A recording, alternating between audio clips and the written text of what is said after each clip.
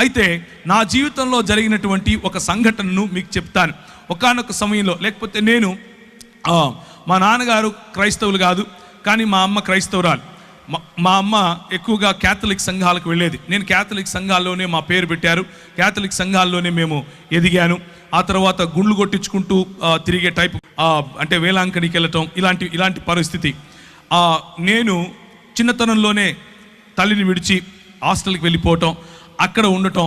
ఆ తర్వాత 10వ తరగతి మా ఊరు కడప, మా ఊరికి తిరిగి రావటం. ఆ ఊరిలో భయంకరమైనటువంటి అల్లరి, భయంకరమైనటువంటి గొడవలు, భయంకరమైనటువంటి ఫ్యాక్షనిజంలో పడిపోవటం.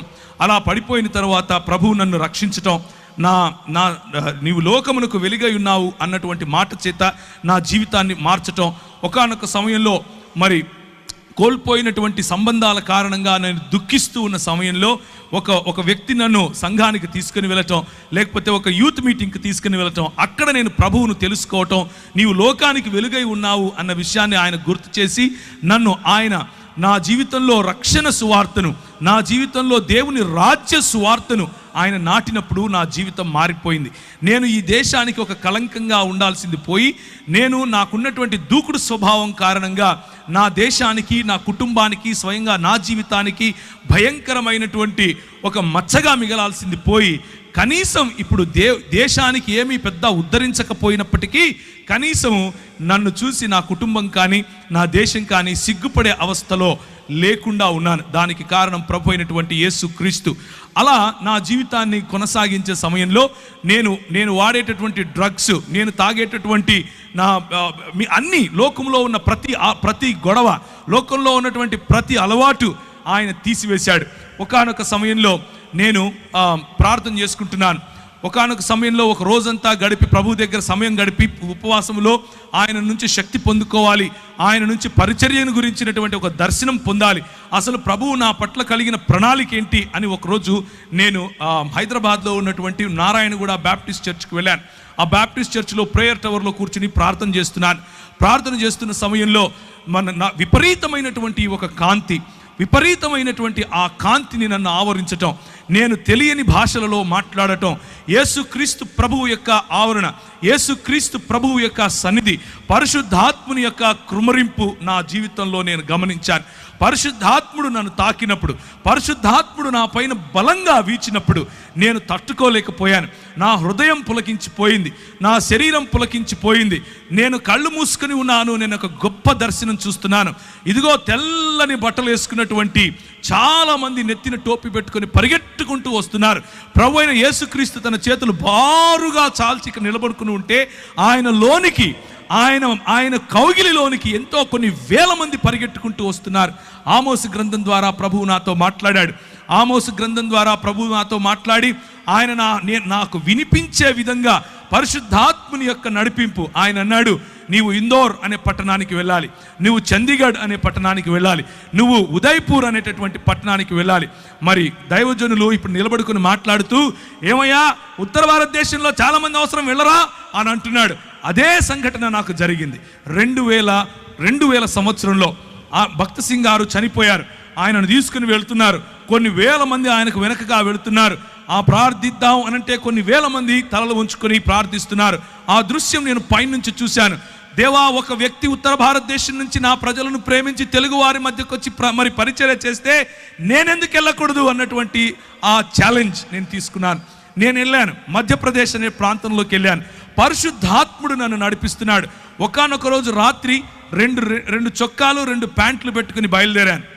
నాకు భాష రాదు, ఒక్కరు తెలియదు, ఆ ప్రాంతం తెలియదు, ఎక్కడుండాలో తెలియదు, ఏం చేయాలో తెలియదు. దేవుడు చెప్పాడు నేను వెళ్ళాలి. పరిశుద్ధాత్ముని యొక్క ప్రిపరేషన్, పరిశుద్ధాత్ముడు నీలో నిన్ను నింపినప్పుడు కేవలము నూనె బుడ్డీలు అమ్ముకునే పాస్టర్గా మారవు. నువ్వు గుర్తుంచుకోండి ఈ విషయం. పరిశుద్ధాత్ముడు నిన్ను తాకినప్పుడు నువ్వు ఛాలెంజెస్ తీసుకుంటావు.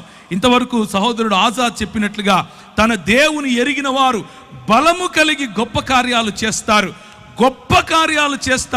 నీ సంఘం పక్కన ఇంకొకడు సంఘం పెట్టే కార్యాలు కావు, గొప్ప కార్యాలు చేస్తారు. ప్రభువు లేని చోట ప్రభువును ప్రకటించడానికి ముందుకొస్తారు. అది చీకటి, భయంకరమైనటువంటి చలి. ఉత్తర భారతదేశంలో మనం ఇక్కడ ఏదైతే ఊపుకుంటున్నామో ఈ సమయంలో అక్కడ చల్లగా ఉంటుంది. అంటే ఇప్పుడు వేడిగానే ఉంటుందిలేండి.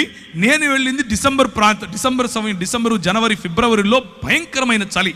ఆగస్టు నెలల్లో కూడా భయంకరమైనటువంటి వాతావరణం, వర్షం పడిన తర్వాత చలిగా ఉంటుంది. నేను వెళ్ళాను, నాకు తెలియదు అంత చలి ఉంటుందని.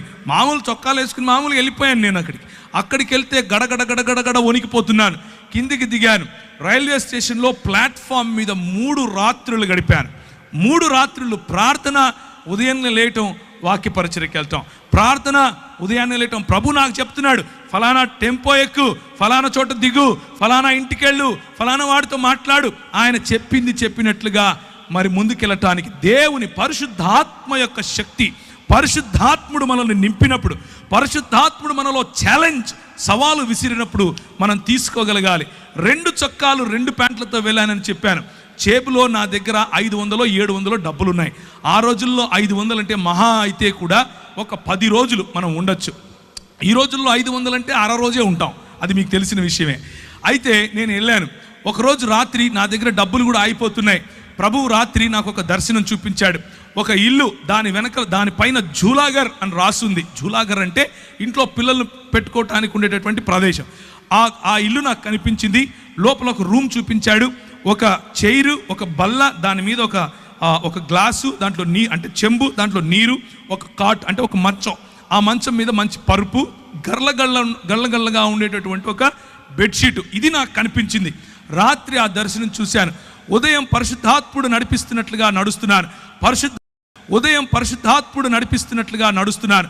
పరిశుద్ధాత్ముడు నాకు చెప్పినట్లుగా ఏ డైరెక్షన్లో, ఏ దిశగా నేను వెళ్ళాలో ఆ దిశగా వెళుతున్నాను. 2.5-3 కిలోమీటర్లు నడుస్తూ దేవుని పరిచర్య, వాక్యం. నాకు వచ్చి రాని హిందీ ఏం చేస్తాం, ఏదొస్తే అది మూగ సైగలు అనుకోండి, మాట్లాడుతూ ప్రజలకు చెప్పుకుంటూ వెళ్ళాను. ఒక చోట ప్రభు దిగమన్నాడు. దిగి చూస్తే ఎదురుగా అదే ఇల్లు కనిపిస్తోంది. దేవునికి స్తోత్రం కలుగును గాక. ఆ ఇంటికి వెళ్ళి తలుపు తట్టు అన్నాడు. నేను ఆ ఇంటికి వెళ్ళి తలుపు తట్టాను.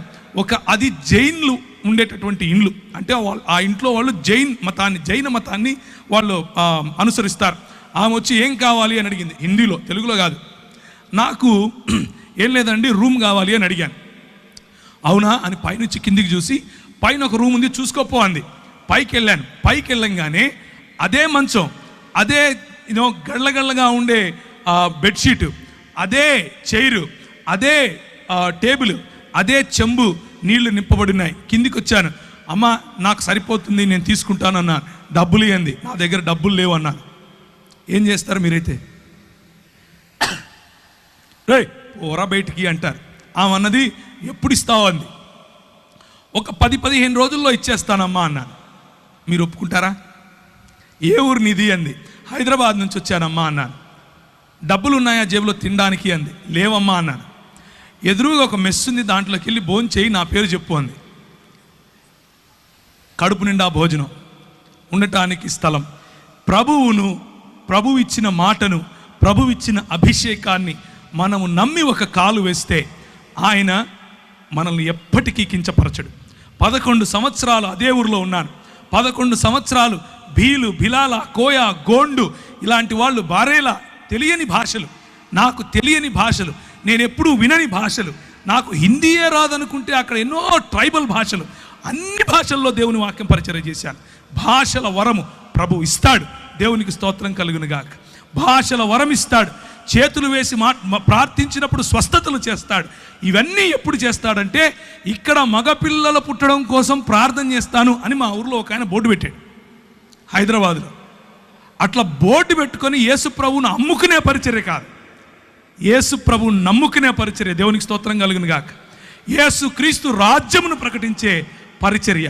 నేను వెళ్ళాను. నాకు అప్పుడు కరెక్ట్గా ఇప్పుడు నాకు 21 సంవత్సరం, ఊరు తెలియదు, ఏం తెలియదు.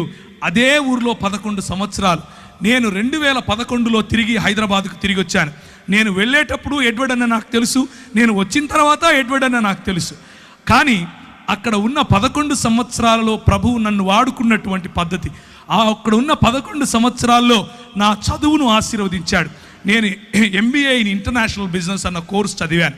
చదివిన తర్వాత ఎన్నో దేశాలు నన్ను ప్రభువు తిప్పాడు. తిరిగిన అన్ని దేశాల్లో ప్రభు పరిచర్యలో వాడుకున్నాడు. అంత మాత్రమే కాదు, ఈ చెప్పిన తెగలు, ట్రైబల్ మధ్య ప్రభు వాడుకున్నాడు.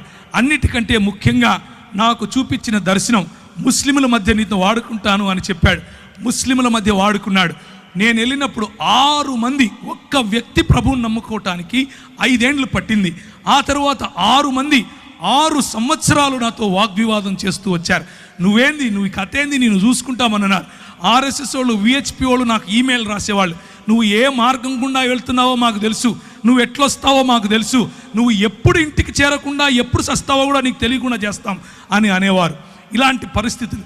అక్కడ నువ్వు వెళ్ళి సాక్షి జీవితం అనంటే ఏంటి అనంటే, అక్కడ నువ్వు వెళ్ళి క్రైస్తవుడిని అని చెప్పుకుంటే చాలు తన్నుతారు. క్రైస్తవుడిని అని చెప్పుకుంటే చాలు చెప్పుతో కొడతారు. అలాంటి పరిస్థితులు. కానీ స్టెఫెనును ఆశీర్వదించినట్లుగా, స్టెఫెనుకు వాక్ చాతుర్యం ఇచ్చినట్లుగా, స్టెఫెనులో వాక్ ప్రభావం ఇచ్చినట్లుగా, స్టెఫెనును ఏ విధముగా జ్ఞానముతోనూ కృపతోనూ ప్రభువు నింపాడో అలా యవ్వనస్తులను నింపగలడు. మనము ఒక్క విధేయత అన్నటువంటి అడుగు తీస్తే చాలు. నా జీవితం ఆ రోజు పరిశుద్ధాత్ముని యొక్క తాకిడితో మారిపోయింది. పరిశుద్ధాత్ముడు నా జీవితంలో తెలియని అగ్నిని రగిలింపజేశాడు. పరిశుద్ధాత్ముడు నా జీవితంలో ఇచ్చిన ఛాలెంజెస్, నేను వెళుతూ ఉంటే నాకు అన్ని బెడ్స్ ఆఫ్ రోజెస్ అందరూ వచ్చి కాళ్ళ మీద పడిపోయి పైసలు ఇచ్చేసి ఏమో చేశారు అనుకున్నారా? కాదు. అడుగడుగు నా ఛాలెంజెస్, అడుగడుగు నా బలహీనతలు, అడుగడుగు నా తెలియనటువంటి నేను ఎలా చేయాలి ఇప్పుడు అన్నటువంటి పరిస్థితి. కానీ ప్రభువు నమ్మకస్తుడు. ప్రభువు మనల్ని విడిచిపెట్టాడు. పిలిచిన పరిశుద్ధాత్ముడు మనల్ని విడిచిపెట్టాడు.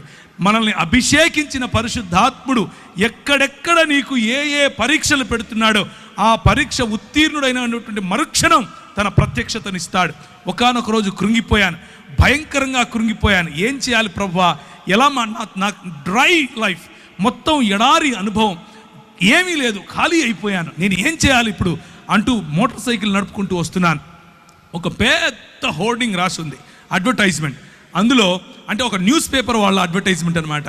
అందులో ఉంది ఎక్స్పాండ్ యువర్ హరైజన్స్ అని ఇంగ్లీష్లో రాశారు. అంటే నీ సరిహద్దులు విశాలపరచుము అన్నటువంటి మాట. ఇది ఎక్కడో విన్నానే అని అనుకున్నాను. న్యూస్ పేపర్ వాడు బైబిల్ చెప్తున్నాడు ఏంటి, అది కూడా మధ్యప్రదేశ్లో, అది కూడా క్రైస్తవులం అంటే ఓ భయంకరమైనటువంటి వివక్ష. అలాంటి చోట ఇంత పెద్ద హోర్డింగ్ ఎవరు పెట్టారు? ఇంటికెళ్ళి ఎక్కడుంది ఆ వాక్యం అని చూశాను. ఎబ్బేజు చేసిన ప్రార్థనను ప్రభువు చూపించాడు. నా సరిహద్దులను విశాలపరచుము అని ఆయన చేసినటువంటి ప్రార్థన నాలో ఒక అగ్నిని తిరిగి ప్రభు ఇవ్వటానికి ఆ వాక్యం సహాయపడింది. నేను ఎందుకు ఈ మాటలు చెప్తున్నాను అనంటే, పరిశుద్ధాత్ముడు రియల్, పరిశుద్ధాత్ముడు నిజమైనటువంటి దేవుడు. పరిశుద్ధాత్ముడు మనతో మాట్లాడగలడు. పరిశుద్ధాత్ముడు మనల్ని తాకగలడు. పరిశుద్ధాత్ముడు మనకు శక్తినివ్వగలడు.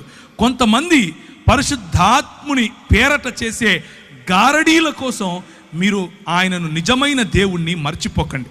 కొంతమంది చేసే గారడీల కారణంగా పరిశుద్ధాత్ముని వెక్కిరింపులకు పాలవుతున్నాడు. కానీ నిజానికి ఆయన నీతిని, న్యాయమును జరిగించు దేవుని రాజ్య స్థాపనకు నిన్ను వాడుకోగలడు. ఒకానొక రోజు 2003 నుంచి 2005 ప్రాంతాల్లో రాజస్థాన్ మరియు మధ్యప్రదేశ్ బార్డర్స్లో కొన్ని ఊర్లు ఉన్నాయి, నీమచ్, మందసౌర్ అనే ఊర్లు. ఆ ఊర్లలోకి మమ్మల్ని ప్రభు నడిపించాడు. అక్కడ ఉన్నటువంటి అతి ప్రాముఖ్యమైన సమస్య ఏమిటి అని అంటే, ప్రజలు వాళ్ళ ఇంట్లో ఆడపిల్ల పుడితే చాలా సంతోషిస్తారు, గంతులు వేస్తారు, నాట్యాలు చేస్తారు. ఎందుకబ్బా అని అనుకుంటే, దేవి పుట్టింది, మా ఇంట్లో దేవి పుట్టింది అని అంటారు. ఏంటి ఇంతకు దేవి పుట్టింది అంటున్నారు? ఇంతకు మంచి సంస్కృతి ఎక్కడి నుంచి వచ్చింది వీళ్ళకి మన దేశంలో అని అనుకున్నాం. కానీ నిజమేంట్రా అని చూస్తే, ఆ అమ్మాయి 12 ఏళ్ళు వచ్చిన తరువాత, మొట్టమొదటిసారి పుష్పవతి అయిన తరువాత, వాళ్ళ సొంత నాన్న, వాళ్ళ సొంత అన్న పోయి వీళ్ళ మధ్యలో పింపులుగా పనిచేసి, అంటే బడవలుగా పనిచేసి ప్రజలను, కస్టమర్లను పట్టుకొస్తారు ఈ అమ్మాయికి. ఇది ఆ సంస్కృతి, ఈ విష సంస్కృతి. ఏంటి ఈ విష సంస్కృతి అని అంటే, నువ్వు ఈ కులంలో పుట్టావు, నీ పనే నీ ఒళ్ళు అమ్ముకోవటం, 12 ఏళ్ళు దాటంగానే నీ ఒళ్ళు అమ్ముకొని తీరాలి అని చెప్పి నేర్పించినటువంటి సంస్కృతి. ఆ సంస్కృతిలో మేము అక్కడ ఉన్నటువంటి గవర్నమెంట్ అధికారుల దగ్గరికి వెళ్ళాం కొంతమందిని కలిసి. అయ్యా, మరి ఇలాంటి బాచడా మరియు బేడియా అనే సమాజాలు ఉన్నాయి, వారి మధ్య వెలుగు లేదు, వారి మధ్య విద్య లేదు, వారి మధ్య పడుపు వృత్తి ఉంది, తెలియనటువంటి రోగాలు, సెక్షువలీ ట్రాన్స్మిటింగ్ డిసీజెస్ ఎన్నో వస్తున్నాయి, ఎలా చెయ్యాలయ్యా అని అంటే ఆయన అంటాడు, అది వారి కర్మ. ఏంటది? కర్మ. నీకెందుకయ్యా? ఏ దేశం నుంచి వచ్చావు నువ్వు?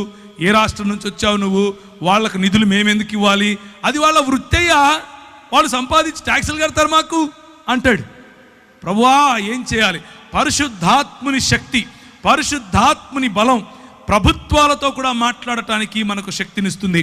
ఆ 2003లో చూసినటువంటి ఆ సన్నివేశం మా మనసులో నిండిపోయింది.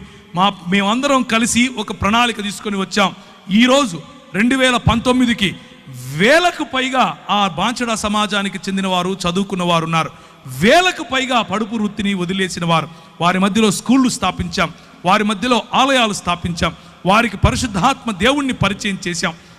పరిశుద్ధాత్మ దేవుడు కొంతమందికి అయితే వారిలో ఉన్న భయంకరమైన రోగాలు, నువ్వు సస్తావు, నువ్వు బ్రతకవు అని డాక్టర్లు చెప్తే చెయ్యి వేసి ప్రార్థన చేస్తే ప్రభు వారిని లేపాడు. స్త్రీలు, చిన్నపిల్లలు వెళ్ళి ప్రార్థన చేస్తే వారికి స్వస్థత. ఇలాంటివి ఎన్నో కార్యాలు పరిశుద్ధాత్మ దేవుడు బోర్డు పెట్టుకొని అమ్ముకోవాల్సిన అవసరత లేకుండా చేయగలిగినటువంటి గొప్ప దేవుడు పరిశుద్ధాత్మ దేవుడు.